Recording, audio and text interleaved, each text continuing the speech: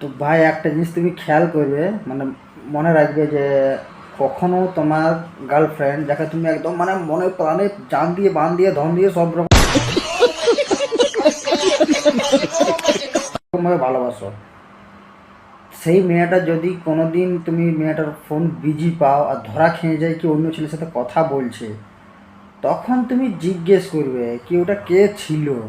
যদি তুমি এই জিনিসটা ভুল করে জিজ্ঞেস করি ফেলো, হায় রে হায়, মেয়েটার অ্যাক্টিংটা দেখবে সেই লেভেলে অ্যাক্টিং করবে। কেমন করবে জানো? তুমি আমাকে বোঝার চেষ্টা করলে নাই, তুমি আমাকে আজ পর্যন্ত বুঝলেও নাই, আমার বুঝে বোকাচোদা, বোঝার চেষ্টা করলে না, বুঝতেও পারলে নাই। মানে এমন অ্যাক্টিং করবে যেন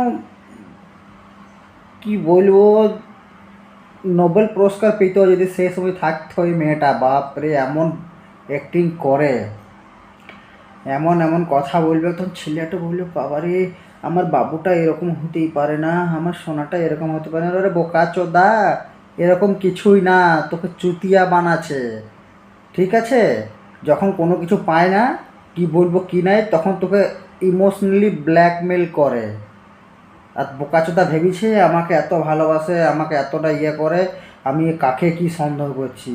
চুতিয়া কেটে চলে যাবে, বুঝতেও পারবি না। বোকাচোদা সুধরি যা।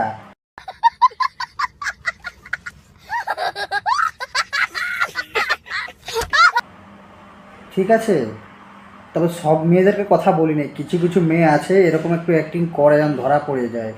তো সেই জন্য বলছি ভালো থাকো, সতর্ক থাকো, নাই তো